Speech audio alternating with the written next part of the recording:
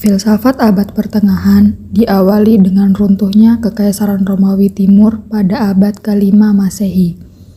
Disebut filsafat abad pertengahan karena berada di antara dua era, yaitu filsafat Yunani antik dan filsafat Yunani modern.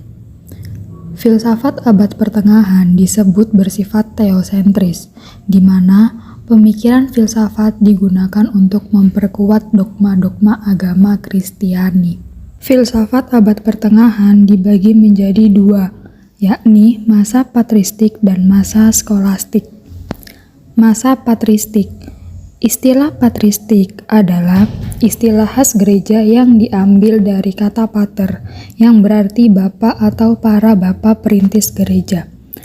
Problem-problem utama dalam masa ini ialah mengenai adanya Tuhan yang Maha Esa, Trinitas, hubungan antara Tuhan dan manusia, dosa, dan sebagainya. Yang kedua yakni masa skolastik. Zaman ini dimulai sejak abad ke-9. Skolastik berasal dari kata Latin yakni scholasticus, yang berarti guru.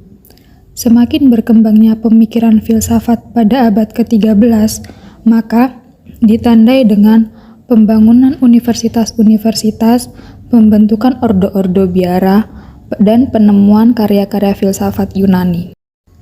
Tokoh-tokoh filsafat pada abad pertengahan. Tokoh-tokoh filsafat pada abad pertengahan dibagi menjadi dua masa, yakni masa patristik dan masa skolastik.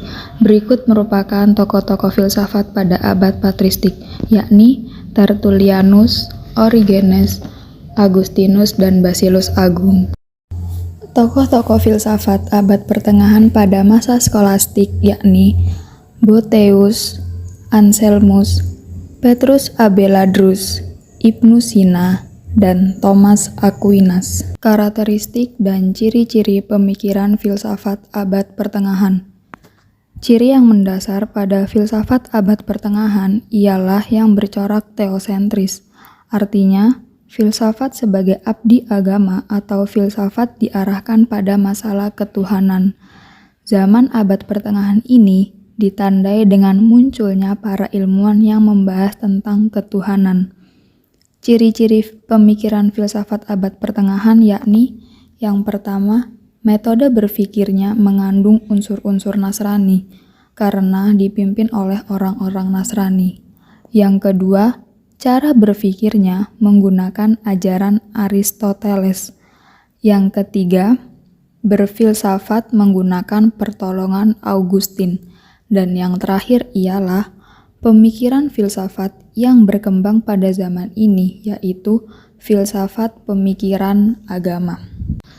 Kesimpulan yang dapat kita ambil dari video tersebut ialah filsafat abad pertengahan dimulai sejak runtuhnya Kekaisaran Romawi pada abad ke-4 dan mengalami masa Renaissance atau masa kegelapan. Pada abad ini memiliki sifat teosentris, yakni di mana pemikiran filsafat digunakan untuk memperkuat dogma-dogma agama Kristiani. Pada abad ini dibagi menjadi dua masa, yakni masa patristik dan masa skolastik. Masing-masing masa tersebut memiliki tokoh-tokoh terkenal dan juga karya-karyanya yang berpengaruh. The end. Thank you.